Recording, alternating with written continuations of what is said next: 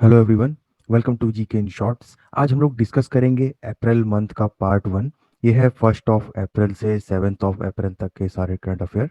ये current affair mainly the Hindu, Indian express और PIB से लिए गए हैं, जो सभी एग्जाम्स के लिए इंपॉर्टेंट हैं। साथ ही मैं आपके साथ में डिस्कस करूंगा इन डिटेल बैकग्राउंड किसी किसी करंट अफेयर्स के, जिससे कि आपको कॉन्सेप्ट्स को और फैक्ट्स को याद रखने में ज़्यादा कोई दिक्कत ना आए। और अगर आप लोग पहली बार चैनल पे आ रहे हो तो इस चैनल को ज़रूर सब्सक्राइब कर लीजिएगा, ताकि आप लोग को रेगुलर अपडेट्स मिलते रहें। ठीक है, तो चलिए बिना टाइम वेस्ट के स्टार्ट करते हैं आज का करंट अफेयर। देखिए, 1 अप्रैल, ठीक है, तो उड़ीसा जो है वो सेलिब्रेट करेगा अपना 85th फाउंडेशनल डे।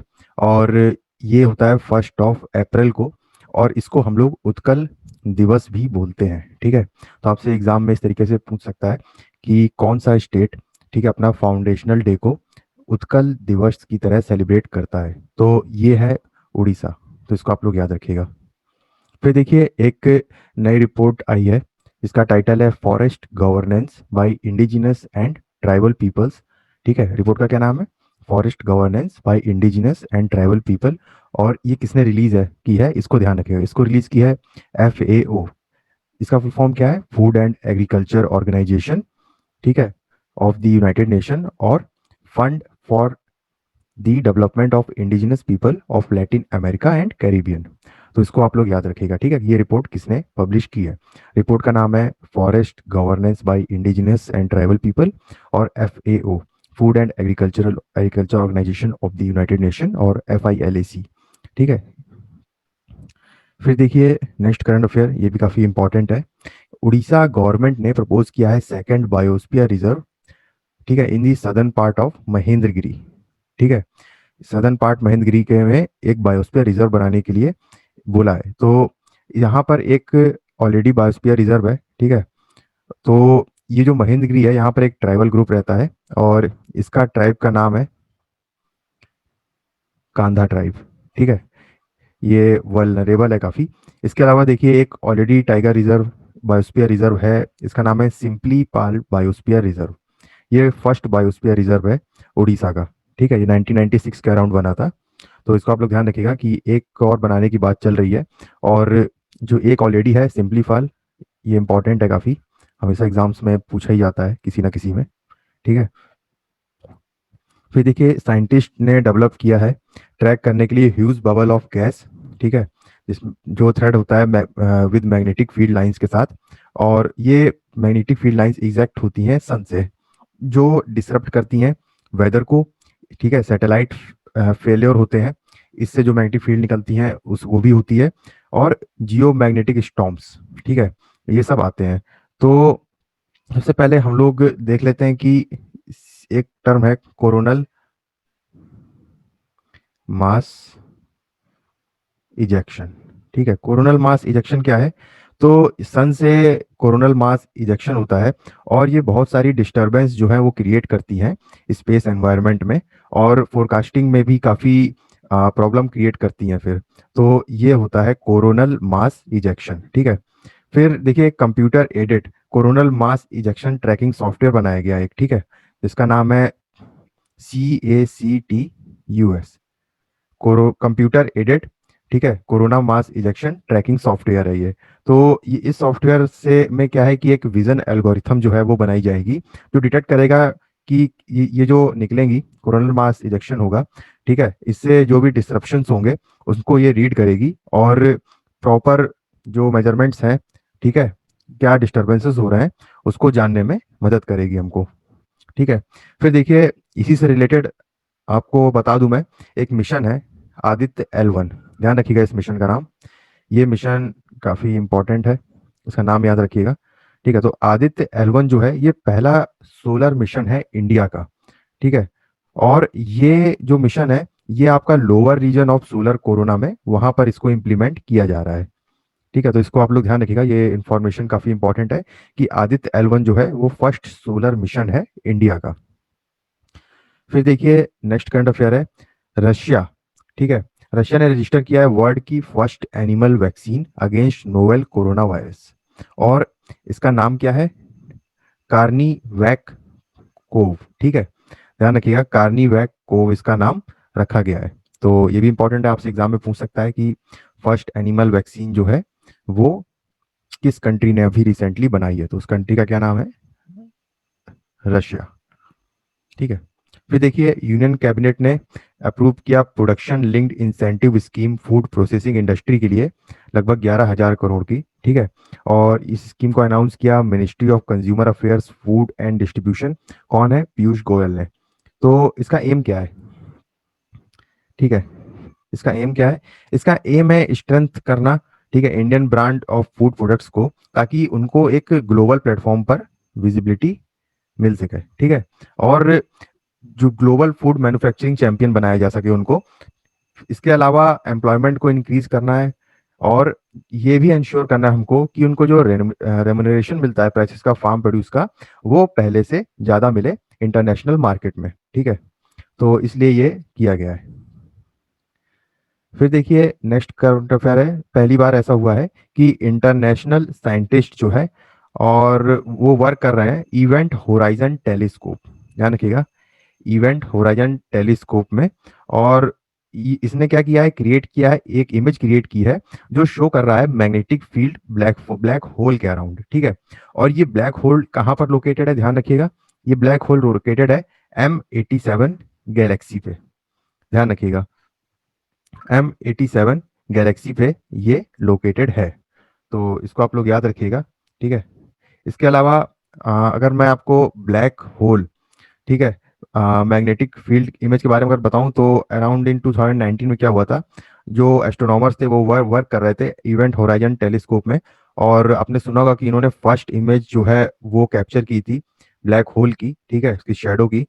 और इसके अलावा आप लोग मेरे को बताइएगा कि पोलराइजेशन ऑफ लाइट क्या होता है। ठीक है।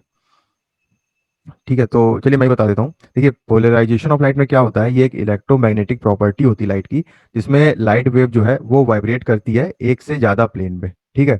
और इसलिए उसको एक से ज़्यादा प्लेन में अगर वो वाइब्रेट करती है तो उसको अनपोलराइज्ड लाइट वेव बोलते हैं। जबकि पोलराइज्ड क्या होती है, अगर जो वेव होती है वो वाइब्रेट करती है एक सिंगल प्लेन में। तो आप पोलराइजेशन और अनपोलराइजेशन को याद रखिएगा, ये भी आपसे पूछ सकता है साइंस में एक टर्म है। ठीक है। और ये आपकी जो M87 गैलेक्सी है, ये एलिप्टिकल गैलेक्सी है आपकी सुपर जायंट।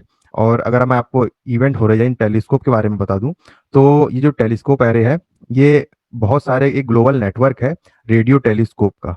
तो इनके जो ऑब्जर्वेशन टारगेट हैं टेलीस्कोप प्रोजेक्ट के, वो दो ब्लैक होल है। ठीक है। जैसे मैसियर 87 है, ठीक है, और दूसरा है सेगिटेरियस ए, तो उसको ये करता है। तो देखिए ये पूरी स्टोरी जानने के बाद मेरे ख्याल से आपको अगर एग्जाम में कुछ पूछेगा तो आपको याद रह जाएगा कहीं ना कहीं कि इस तरीके का कुछ पढ़ा हुआ है और टर्म्स मिलते जुलते हैं। तो ध्यान रखिएगा ये सब चीज़ें। फिर देखिए एक container ship, ever given container ship, आप लोगों ने देखा होगा कि वो स्वेज कैनाल के अराउंड पूरा ब्लॉकेज कर दिया था उसने, तो उसका नाम याद रखिएगा, एवर गिवन इसका नाम है। ठीक है। यस, ये शिप को इसी नाम से बुलाया जाता है। और स्वेज कैनाल के अराउंड इसने पूरा ब्लॉकेट कर दिया था। तो ब्लॉकेट जो था उससे क्या हुआ कि लगभग 400 से ज़्यादा शिप्स जो थी वहाँ पर वो ब्लॉक हो गई थी, और इसको ग्लोबल ट्रेड के लिए रिफर किया गया as a Suez canal crisis 2021। ठीक है, ध्यान रखिएगा, स्वेज कैनाल क्राइसिस। और इसका कंटेनर शिप का क्या नाम था, एवर गिवन।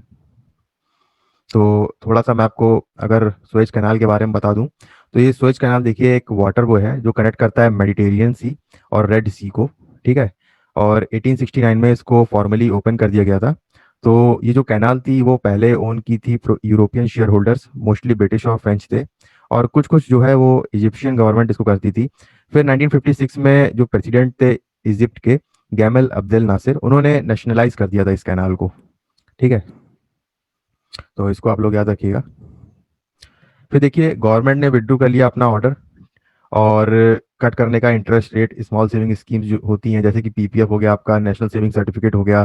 ठीक है, इन सब में और भी सारी स्कीम्स हैं। तो मैं थोड़ा थोड़ा आपको सारी स्कीम्स का आइडिया देता हूँ, ठीक है, पता होना चाहिए, एज अ अवेयर सिटीजन आपको इन सब की नॉलेज होनी चाहिए। तो PPF के बारे में देख लीजिए क्या होता है। सबसे पहले पब्लिक प्रोविडेंट फंड। तो देखिए पब्लिक प्रोविडेंट फंड जो है वो आपको इंटरेस्ट रेट देता है अराउंड 7.1% कंपाउंडेड एनुअली। और ये एक long term tax saving instrument है जो फिक्स्ड रेट ऑफ रिटर्न आपको देता है एनुअली, जितना आप अमाउंट इन्वेस्ट करते हो उस साल में, ठीक है। और इसका जो लॉकडाउन पीरियड होता है वो होता है 15 ईयर्स। और जो इंटरेस्ट जो आप अर्न करते हो पीपीएफ अकाउंट में, उस पर कोई टैक्स नहीं लगता है आपका, इसको आप लोग ध्यान रखिएगा। और जो अमाउंट आप डिपॉजिट कर रहे हो, ठीक है, उसको आप लोग क्लेम कर सकते हो अंडर सेक्शन 80C। तो ये थी पीपीएफ के बारे में जानकारी। अब नेशनल सेविंग सर्टिफिकेट के बारे में जान लीजिए आप लोग क्या होता है। देखिए, नेशनल सेविंग सर्टिफिकेट आपको इंटरेस्ट देता है 6.8% का, जो वो भी कंपाउंडेड एनुअली होता है, ठीक है। और ये आपको पे किया जाता है मैच्योरिटी के बाद। तो नेशनल सेविंग सर्टिफिकेट जो है, इसका टेन्योर आपका होता है 5 साल का, ठीक है। और फिक्स्ड रेट ऑफ इंटरेस्ट होता है इसमें आपका। फिर देखिए, सुकन्या समृद्धि स्कीम, इसको भी आप लोग समझ लीजिए क्या है ये। देखिए, सुकन्या समृद्धि जो स्कीम है, वो आपको 7.6%, ठीक है, इंटरेस्ट देती है। और ये आपका लॉन्च किया गया था 2015 में, बेटी बचाओ बेटी पढ़ाओ, इसके अंडर इसको लॉन्च किया गया था। और ये के अकाउंट जो है केवल खोला जा सकता है आपका नेचुरल और लीगल गार्जियन के द्वारा, ठीक है। 10 साल के नीचे अगर आ, आप बेटी है तो गर्ल है तो उसका अकाउंट खोला जाएगा। और ये अकाउंट जो है वो मैच्योर हो जाता है after 21 years from the date of opening, ठीक है। फिर अगर देखिए, अगर जो मैरिज है अकाउंट होल्डर की, वो 21 साल से पहले हो जाती है, फिर क्या होता है, जो ऑपरेटिंग ऑपरेशन होता है अकाउंट का, वो परमिटेड नहीं होता है, ठीक है, beyond the date of marriage. तो ये थी सुकन्या समृद्धि स्कीम। फिर देखिए, किसान विकास पत्र क्या है, ये सारे याद रख लीजिएगा। देखिए, आपको सुने होंगे आपने, लेकिन आपको इनके बारे में पता नहीं होगा, तो थोड़ी इन्फॉर्मेशन रहती है। तो एग्जाम्स में अगर कुछ आ जाता है तो एलिमिनेट करने में ऑप्शन में ईजी होता है। देखिए, ये भी एक सेविंग स्कीम है। और ये कहाँ पे अवेलेबल है आपको, ये है आपको इंडियन पोस्ट ऑफिस में। इंडियन पोस्ट ऑफिस में ये स्कीम्स आपको अवेलेबल है। यहाँ पे भी आपको फिक्स्ड रेट ऑफ इंटरेस्ट मिलता है, ठीक है।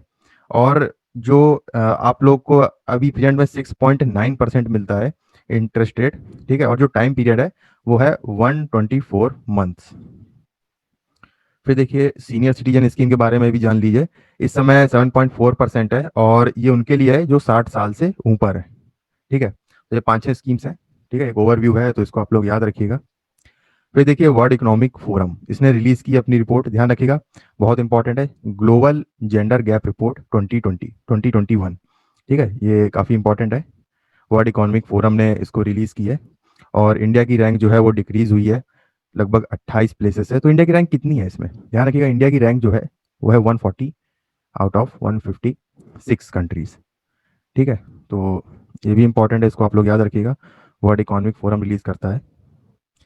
फिर देखिए, रिसेंटली आपने देखा होगा, कांग्रेस जो लीडर है राहुल गांधी, उन्होंने एक प्रॉमिस किया था कि वो इम्प्लीमेंट करेंगे article 244A of the Indian constitution, ताकि जो इंटरेस्ट है वो सेफगार्ड किया जा सके ट्राइबल मेजोरिटी पीपल का असम में। तो हम लोग यहाँ पर क्या देखेंगे, हमारे लिए क्या इंपॉर्टेंट है, हम लोग देखेंगे यहाँ पे आर्टिकल 244A, उसको समझेंगे, ठीक है। और ये भी देखेंगे कि जो 6th शेड्यूल है कॉन्स्टिट्यूशन का, वो कैसे अलग है, ठीक है, आर्टिकल 244A से। तो देखिए, आर्टिकल 244A जो कॉन्स्टिट्यूशन का है, वो क्रिएट करता है ऑटोनॉमस स्टेट, ठीक है। और असम के अंदर ही कुछ कुछ ट्राइबल एरियाज हैं वहां पे। तो ये इंसर्ट किया गया था कॉन्स्टिट्यूशन में 1969 में। और इसमें प्रोविजन है फॉर अ लेजिस्लेचर और काउंसिल ऑफ मिनिस्टर का, ठीक है। तो ये था आपका आर्टिकल 244A। और आपका 6th शेड्यूल क्या कहता है, देखिए, जो 6th शेड्यूल है आपका कॉन्स्टिट्यूशन का, उसमें आपका आर्टिकल 244, ठीक है, क्लॉज 2, और 275 क्लॉज 1 आता है, ठीक है। देखिए, ये एक प्रोविजन है जो अलाउ करता है डिसेंट्रलाइज्ड गवर्नेंस को, और ज्यादा पॉलिटिकल ऑटोनॉमी देता है ट्राइबल एरियाज को, नॉर्थ ईस्ट की तरफ। और ये किसके थ्रू देता है, ये देता है ऑटोनोमस काउंसिल्स के थ्रू देता है, जो इसको एडमिनिस्टर करते हैं वहां के इलेक्टेड रिप्रेजेंटेटिव, ठीक है। तो अगर हम लोग आसाम की बात करें, तो वहां पे कार्बी एंगलोंग, वेस्ट कार्बी, डीमा हसाओ, बोडो, ये सब रीजन्स जो हैं वहां पर आते हैं, ठीक है। तो आप लोग देख रहे होंगे कि जो आर्टिकल 244A है, वो ज्यादा पावर देता है, ठीक है, ऑटोनोमस पावर देता है ट्राइबल एरियाज को। तो ये दोनों में डिफरेंस है, इसलिए इसको बात हो रही थी कि उनको इस आर्टिकल 244 के अंदर, ठीक है, यहाँ पे ये चीजें दी जानी चाहिए। फिर देखिए, IRDAI, ठीक है, ये देखिए, इसने कुछ इनिशिएटिव्स लिए हैं स्टैंडर्ड प्रोवाइड करने के लिए हेल्थ इंश्योरेंस प्रोडक्ट्स को कंट्री में। तो इसके बारे में आप जान लीजिए कि ये क्या है बॉडी। तो देखिए, ये एपेक्स बॉडी है जो रेगुलेट करती है, ठीक है, इंश्योरेंस इंडस्ट्री को इंडिया में। और ये एक्ट के अंदर बनी थी 1999 में। हेडक्वार्टर ध्यान रखिएगा इसका कहाँ पे है, इसका हेडक्वार्टर है हैदराबाद में, तेलंगाना में, ठीक है। फिर देखिए, biggest floating solar power plant of India, उसको सेटअप किया गया कहाँ पे, रामागुंडम तेलंगाना में, ध्यान रखिएगा, ठीक है। और इसकी जो कैपेसिटी है सोलर पावर प्लांट की, काफ़ी इंपॉर्टेंट है, याद रखिएगा। इसकी जो कैपेसिटी है वो है 100 मेगावाट, ठीक है, और एनटीपीसी ने इसको लगाया है। फिर अगर आप लोग बात करें तो फ्लोटिंग सोलर पावर प्लांट की, तो जो ये बिगेस्ट है, ठीक है, और जो largest solar solar power plant है वो इंडिया में कहाँ लोकेटेड है, वो है बानासुरा सागर रिजर्वायर में, ठीक है। और ये कहाँ पे है, ये है आपका वेनाड केरला में। तो ये भी काफ़ी इंपॉर्टेंट है, इसको आप लोग ध्यान रखिएगा। फिर देखिए, नेक्स्ट करंट अफेयर है आपका national register for driving licence, ठीक है, national register for driving licence. इसको क्रिएट करेगी मिनिस्ट्री ऑफ रोड ट्रांसपोर्ट, ठीक है, इसने रिसेंटली इस चीज़ को अनाउंस किया था। और ये इसलिए किया जा रहा है ताकि डुप्लीकेट जो जितने भी ड्राइविंग लाइसेंस हैं उनको एलिमिनेट किया जा सके। तो बहुत सारे स्टेट्स ऑलरेडी सारथी पोर्टल जो है नेशनल इंफॉर्मेटिक्स सेंटर का, उसको फॉलो कर रहे हैं और इसको एलिमिनेट करने की इन सब चीज़ों को कोशिश कर रहे हैं। तो ध्यान रखिएगा, national register for driving licence जो है वो क्रिएट किया जा रहा है, किस लिए क्रिएट किया जा रहा है, ताकि जो डुप्लीकेशन होता है लाइसेंस का उसको रिमूव किया जा सके। फिर देखिए, नेक्स्ट करंट अफेयर, देखिए इंडियन रेलवे ने अपना हाईएस्ट एवर इलेक्ट्रिफिकेशन अचीव किया 2020-2021 में। और इसने कवर किया ऑलमोस्ट 6000 किलोमीटर इलेक्ट्रिफिकेशन एक साल में। तो ये ऑलमोस्ट 37% ज़्यादा है, ठीक है, 2020 के कंपैरिजन में। तो ये एक जनरल इन्फॉर्मेशन थी, इसको आप लोग याद रखिएगा। फिर देखिए, ये इंपॉर्टेंट है, the world in 2030 public survey report, इसको रिसेंटली पब्लिश किया यूनेस्को ने, ध्यान रखिएगा, ठीक है, world in 2030 public survey report, इसको रिसेंटली पब्लिश किया यूनेस्को ने।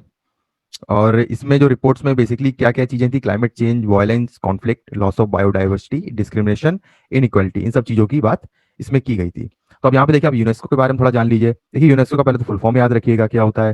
देखिए, इसका फुल फॉर्म होता है, देखिए, United Nation education scientific and cultural organisation, ध्यान रखिएगा, लिख देता हूँ, ठीक है, United Nation education scientific and cultural organisation, ठीक है, इसको आप लोग याद रखिएगा। और इसके अलावा ये ध्यान रखिएगा, ये इंपॉर्टेंट ऑर्गेनाइजेशन है। तो ये कब बनी थी, 1945 में। हेडक्वार्टर कहाँ है इसका, हेडक्वार्टर इसका पेरिस, फ्रांस में इसका हेडक्वार्टर है, ठीक है। तो ये थोड़ी सी इंपॉर्टेंट इंफॉर्मेशन थी, इसको आप लोग याद रखिएगा, ये लिख भी दिया है मैंने यहाँ पे, ठीक है। फिर देखिए, मिनिस्ट्री ऑफ फाइनेंस ने रिसेंटली अनाउंस किया कि जो बिजनेस हैं with annual turnover of more than 5 crore, उनको 6 डिजिट HSN कोड जो है वो देना पड़ेगा अपने टैक्स इनवॉइसेस पे। और जो बिजनेसेस हैं with annual turnover of less than 5 crore, ठीक है, उनको 4 डिजिट का ये कोड देना पड़ेगा। तो सबसे पहले हम लोग देख लेते हैं कि HSN कोड होता क्या है, ठीक है। तो अगर हम लोग HSN कोड की बात करें तो देखिए, HSN कोड जो है उसका फुल फॉर्म, ठीक है, होता है हार्मोनाइज्ड सिस्टम ऑफ नोमेनक्लेचर, ध्यान रखिएगा, इसका फुल फॉर्म क्या होता है, हार्मोनाइज्ड सिस्टम ऑफ नोमेनक्लेचर, ठीक है। तो इन्फॉर्मेशन छोटी सी है, इसको आप लोग सुन लीजिए तो याद रहेगा आपको। तो ये देखिए, ये एक तरीके से क्या होता है, ये वर्ल्ड कस्टम ऑर्गेनाइजेशन ने इसको अडॉप्ट किया था।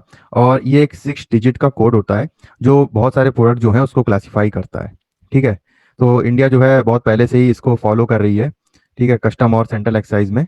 फिर देखिए, ये जो कोड है ये अप्लाई होता है दोनों में, जीएसटी में भी और कस्टम में भी, और पूरे वर्ल्ड में यूज किया जाता है, ठीक है। तो ये सिस्टम जो है HSN बहुत ईजी कर देता है जीएसटी को फाइल करने के लिए, ठीक है।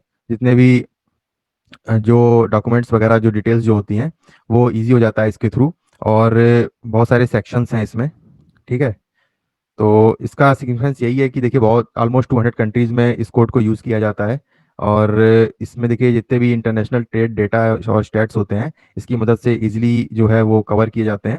और मॉनिटर करने में इन सब चीज़ों से बहुत ही ईजी होता है। तो आप लोग इसको ध्यान रखिएगा, ठीक है, HSN कोड। फिर देखिए next kind of year, TRIFED. देखिए ट्राइफेड का फुल फॉर्म पहले आप लोग ध्यान रखिएगा क्या है। Tribal cooperative marketing development federation India limited, और मिनिस्ट्री ऑफ ट्राइबल अफेयर्स के अंदर ये आता है। तो गवर्नमेंट ऑफ इंडिया ने लॉन्च किए हैं दो कॉम्पिटिशन्स इसके अंदर ट्राइबल पीपल के लिए। पहला है be the brand ambassador of the Tribes India, याद रखिएगा, बी या फ्रेंड, ठीक है, be the brand ambassador of the Tribes India, be the brand ambassador of the Tribes India. और दूसरा है be a friend of Tribes India, ठीक है। ये दो कंपटीशन लॉन्च किए गए हैं। तो ये कॉन्टेस्ट जो है ये प्रमोट करने के लिए किया गया है। जो ट्राइबल क्राफ्ट होते हैं, लाइफस्टाइल होता है और उनका जो कल्चर होता है उसको देख करके ये किया गया है, ठीक है। फिर नेक्स्ट करंट अफेयर है the women and man in India. ये रिपोर्ट पब्लिश की नेशनल स्टैटिस्टिकल ऑफिस ने, और ये ministry of statistics and programme implementation के अंदर है। तो इस रिपोर्ट का नाम याद रखिएगा, the women and man in India. तो थोड़ी सी डिटेल्स इसके बारे में डिस्कस कर लेते हैं। तो इसमें ऐसा प्रोजेक्ट किया गया कि जो पॉपुलेशन है इंडिया की, इसको नोट कर लीजिएगा, 2021 में वो 146.13 करोड़ इतनी हो जाएगी। उसके अलावा जो जो सेक्स रेशियो है वो इंक्रीज हुआ है 933 से। ये था आपका 2001 में, और अब हो गया है 943, ठीक है, ये 2011 में है। इसके अलावा दिल्ली जो है उसमें हाईएस्ट इंक्रीज हुआ है सेक्स रेशियो में, और उसके बाद है चंडीगढ़, ठीक है। कहाँ पे हाईएस्ट हुआ इंक्रीज? दिल्ली में। इसके अलावा दमन एंड दीव, ठीक है, वहाँ पे हाईएस्ट डिक्लाइन हुआ है, देख लीजिएगा, दमन एंड दीव, यहाँ पर हाईएस्ट डिक्लाइन हुआ है। इसके बाद जो इन्फेंट मॉर्टेलिटी रेट है वो डिक्रीज हुआ है 39 से 32, ये है इन्फेंट मॉर्टेलिटी रेट, ठीक है। और ये 39 था आपका 2014 में, और अभी 2018 तक का पूरा डेटा है ये। इसके अलावा जो मेटरनल मोर्टेलिटी रेट था MMR, वो आपका डिक्रीज हुआ है 212, 212 से डाउन होकर के आ गया है 113 में, ठीक है। तो ये जो 212 था ये 2007-9 का है, और ये 113 जो हो गया है 2016-18 का है। इसके अलावा अगर लिटरेसी रेट की बात करें तो 73 थी 2011 में, और अब वो हो गई है 77.7 2017 में, ठीक है। तो ये इंफॉर्मेशन थी पूरी, तो इसको याद रखिएगा। फिर देखिए ministry of housing and urban affairs ने रिसेंटली अनाउंस किया था कि 20 लाख स्ट्रीट वेंडर्स को लोन प्रोवाइड किए जाएंगे प्रधानमंत्री स्वनिधि स्कीम के अंदर। तो प्रधानमंत्री स्वनिधि स्कीम क्या थी ये देख लीजिए एक बार। तो प्रधानमंत्री स्वनिधि स्कीम में क्या था कि प्राइम मिनिस्टर स्ट्रीट वेंडर आत्मनिर्भर भारत आत्मनिर्भर निधि, तो इसका फुल फॉर्म याद रखिएगा, prime minister street vendor Atmanirbhar Nidhi. तो ये जून में 2020 में लॉन्च की गई थी। और ये स्कीम में क्या था कि प्रोवाइड करना था क्रेडिट फैसिलिटीज स्ट्रीट वेंडर्स को जो कोविड-19 से इफेक्ट हुए हैं उनके लिए थी, ठीक है, इसको याद रखिएगा। फिर देखिए वेस्ट बंगाल जो है वो टॉप कंट्रीब्यूटर बन गया स्मॉल सेविंग्स स्कीम में। तो ध्यान रखिएगा वेस्ट बंगाल जो है उसने सबसे ज़्यादा टॉप में कंट्रीब्यूट किया है। मैंने आपको ऊपर PPF, किसान विकास पत्र सबके बारे में बताया हुआ था, ठीक है। PPF आपका 1968 में शुरू हुआ था, किसान विकास पत्र आपका 1988 में शुरू हुआ था। तो वो एक बार ऊपर देख लीजिएगा जा करके, ठीक है। फिर देखिए नेक्स्ट करंट अफेयर है, एक UK based payment system company है ACI, उसने अपनी रिसेंटली डिजिटल पेमेंट्स पे एक रिपोर्ट रिलीज की। और इस रिपोर्ट के अकॉर्डिंग इंडिया जो है उसमें सबसे ज़्यादा रियल टाइम ऑनलाइन ट्रांजेक्शन हुए 2020 में, ठीक है, ध्यान रखिएगा, इंडिया में सबसे ज़्यादा रियल टाइम में ट्रांजेक्शन हुए 2020 में। तो UPI जो ट्रांजेक्शन था वो इंक्रीज हुआ लगभग 18.7% में परसेंट से इन मार्च 2021 एज कम्पेयर टू फेब, ठीक है, फेब 2021 मार्च में 18.7 से इंक्रीज हुआ। तो इंडिया बाकी सब कंट्री से आगे है, China, US, South Korea, Thailand, इन सब से आगे है इंडिया।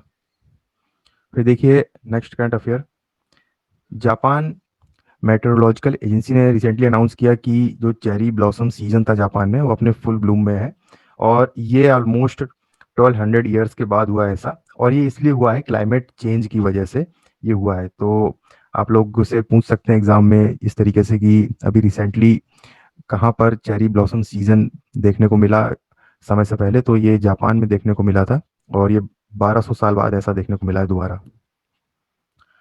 फिर देखिए नेक्स्ट करंट अफेयर, एक मल्टीनेशनल मिलिट्री एक्सरसाइज है, ये काफ़ी इंपॉर्टेंट है, ठीक है, इसका नाम है शांतिर ओग्रोशेना 2021, ठीक है, ये इंपॉर्टेंट है, इसको ध्यान रखिएगा।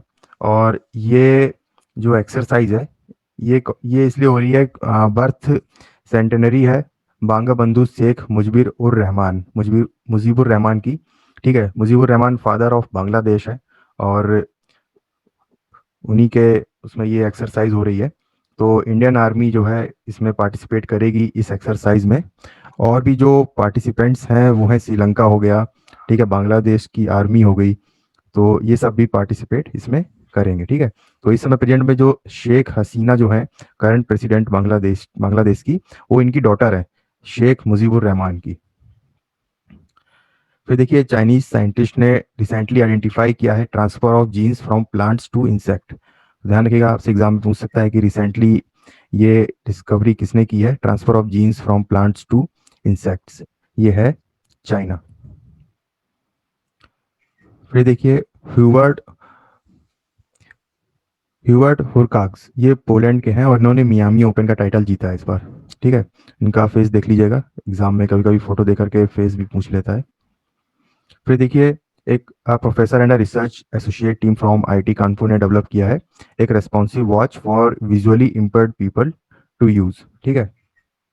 तो ये किसने डेवलप की है, आईआईटी कानपुर के एक प्रॉफ ने, और एक प्रोफेसर और research institute in association with IIT Kanpur, इन्होंने डेवलप किया ये विजुअली इम्पेयर्ड पीपल के लिए यूज करने के लिए। तो अगर हम लोग ब्लाइंडनेस की बात करें इंडिया में, तो वर्ल्ड विजन रिपोर्ट की अगर हम लोग बात करें तो WHO रिलीज करता है ये वर्ल्ड विजन रिपोर्ट, और जो कैटरैक्ट जो सर्जरी है वो इंक्रीज हो गई है ऑलमोस्ट 9 टाइम्स 1981 के कंपैरिजन में 2012 में, ठीक है। तो ये काफ़ी प्रॉब्लम ये बढ़ रही थी, और इसको ये डिवाइस को बनाया, ध्यान रखिएगा। फिर देखिए tribal cooperative marketing development federation of India, इसका फुल फॉर्म याद रखिएगा, ट्राइफेड का, और इसने रिसेंटली लॉन्च किया है संकल्प से सिद्धि। तो संकल्प से सिद्धि है क्या, संकल्प से सिद्धि बेसिकली एक 100-डे ड्राइव है, और इसका एम है एक्टिवेट करना वन धन विकास केंद्र को जो ट्राइबल विलेजेस में लोकेटेड है, ठीक है। तो आप लोग ध्यान रखिएगा, ये संकल्प से सिद्धि जो है वो ट्राइफेड से रिलेटेड है, और जो वंधन विकास केंद्र है वो वंधन योजना के अंदर स्टैब्लिश किए गए थे, ठीक है। तो इसमें वंधन केंद्र बनाए गए थे और कैपेसिटी बिल्डिंग ट्रेनिंग दी जाती है स्किल अपग्रेडेशन ट्राइबल पॉपुलेशन को, तो ये वंधन विकास केंद्र इसके अंडर में ही है। फिर देखिए ministry of health and family welfare ने रिसेंटली अप्रूव की national policy for rare disease 2021, ध्यान रखिए किसने इसको रिलीज किया, ठीक है। और इसके जो की फीचर्स हैं वो, जैसे पॉलिसी जो है उसका फोकस रहेगा कि जल्दी से कोई भी डिजीज हो तो उसको आइडेंटिफाई किया जा सके और उसको प्रिवेंट किया जा सके रेयर डिजीज को, ठीक है। और इसमें निदान केंद्र सेटअप किए जाएंगे डिपार्टमेंट ऑफ बायोटेक्नोलॉजी के द्वारा। इसके अलावा गवर्नमेंट ने अनाउंस किया है 20 लाख रुपए अंडर राष्ट्रीय आरोग्य निधि इस ट्रीटमेंट के लिए रेयर डिजीजेस को, ठीक है। फिर रेयर डिजीजेस क्या होती हैं, ठीक है, WHO ने डिफाइन किया रेयर डिजीजेस को।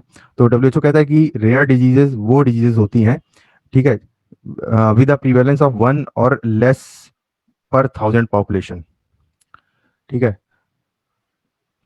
तो इंडिया में क्या रेयर डिजीजेस है, इंडिया में जैसे अगर रेयर डिजीजेस की बात करें तो इम्यूनोडेफिशिएंसी डिसऑर्डर हो जाता है, सिस्टिक फाइब्रोसिस हो गया, पॉम्पे डिजीज हो गया, गॉचर्स डिजीज हो गया, मैपल सिरप हो गया, यूरिन डिजीज हो गया, तो ये सारी डिजीजेस जो हैं आपका रेयर डिजीज में आ जाती हैं। और 28 फेब जो है उस दिन आपका रेयर डिजीज डे होता है हर साल। ठीक है। फिर देखिए नेक्स्ट इंफॉर्मेशन है, डीआरडीओ ने रिसेंटली डेवलप किया है एडवांस चेफ टेक्नोलॉजी सेफगार्ड करने के लिए नेवल शिप को मिसाइल अटैक के अगेंस्ट में। ध्यान रखिएगा, शेप टेक्नोलॉजी को नेवल शिप्स को प्रोटेक्ट करने के लिए मिसाइल अटैक से। तो इस टेक्नोलॉजी का ध्यान रखिएगा और किस चीज़ से प्रोटेक्ट करने के लिए इसको रिसेंटली की गई है। फिर देखिए इंडियन रेलवे ने रिसेंटली कंप्लीट किया एक आर्क क्लोजर। ये वर्ल्ड का हाईएस्ट रेलवे ब्रिज है, चेनाब ब्रिज। और ये ब्रिज जो है वो पार्ट है Udhampur Srinagar Baramulla rail link project का। ठीक है, Udhampur Srinagar Baramulla rail link project का है और ये हाईएस्ट रेल ब्रिज है। ठीक है, चेनाब ब्रिज, ये इंपॉर्टेंट है, इसको भी याद रखिएगा। फिर देखिए वजीर एक्स, ये one of the leading crypto currency exchange है और इसने रिसेंटली लॉन्च किया है इंडिया का first market place for NFT. ठीक है, एनएफटी का फुल फॉर्म क्या होता है? एनएफटी होता है नॉन फंजिबल टोकन। तो ये एक तरीके से यूनिट है, डेटा यूनिट ऑफ डेटा है ऑन अ डिजिटल लेजर, जिसको ब्लॉकचेन बोलते हैं।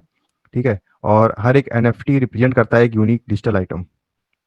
तो इसको लॉन्च किया और ये क्रिप्टो करेंसी से डिफरेंट है। ठीक है, ये क्रिप्टो करेंसी से काफ़ी अलग है।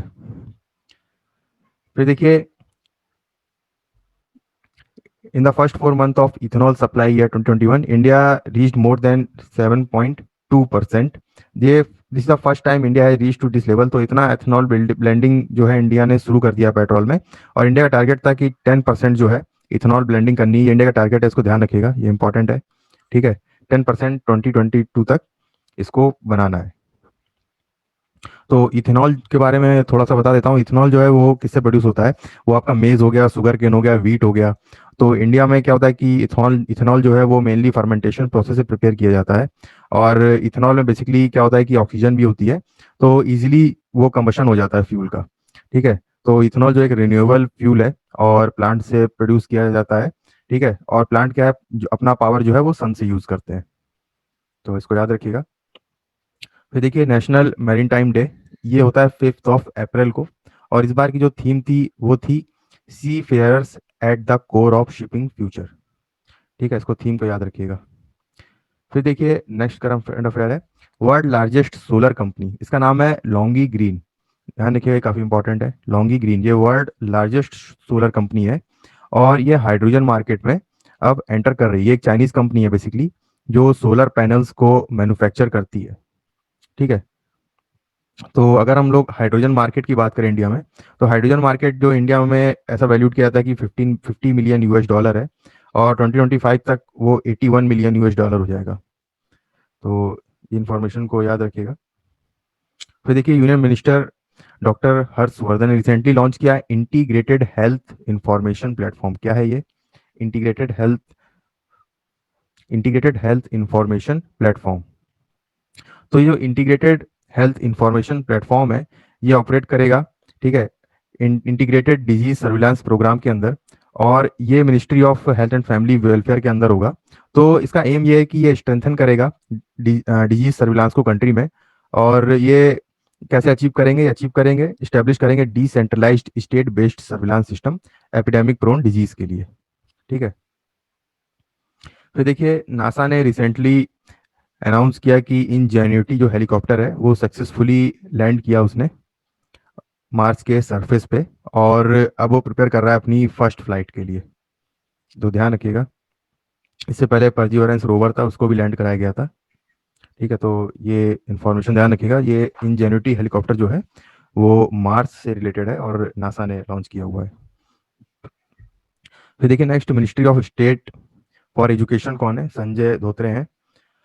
तो वो अटेंड करेंगे education ministers meet of E9 countries. ठीक है, तो इसकी थीम E9 इनिशिएटिव भी ध्यान रखिएगा, scaling up digital learning to accelerate progress toward sustainable development goal 4। तो ये इंपॉर्टेंट है। ठीक है, तो इसमें क्या, वो जो लीडर्स जो हैं वो क्रिएट करेंगे इनिशिएटिव डिजिटल लर्निंग और स्किल्स को आगे बढ़ाने के लिए। और इनका जो मेन टारगेट होगा वो होगा मार्जिनलाइज्ड चिल्ड्रन के लिए, यूथ के लिए।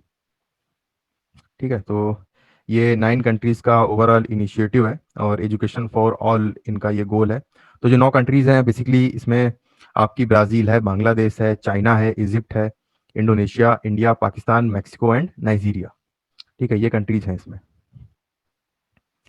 फिर देखिए इन 2021 इंडिया लार्जेस्ट रेसिपिएंट बना एफपीआईज का, फॉरेन पोर्टफोलियो इन्वेस्टमेंट का, और जो नेट इनफ्लो हुआ फिजिकल ईयर 2021 में वो 2.74 लाख करोड़ का था। ठीक है, सबसे ज़्यादा एफपीआई जो है वो इंडिया में 2021 उसमें आया।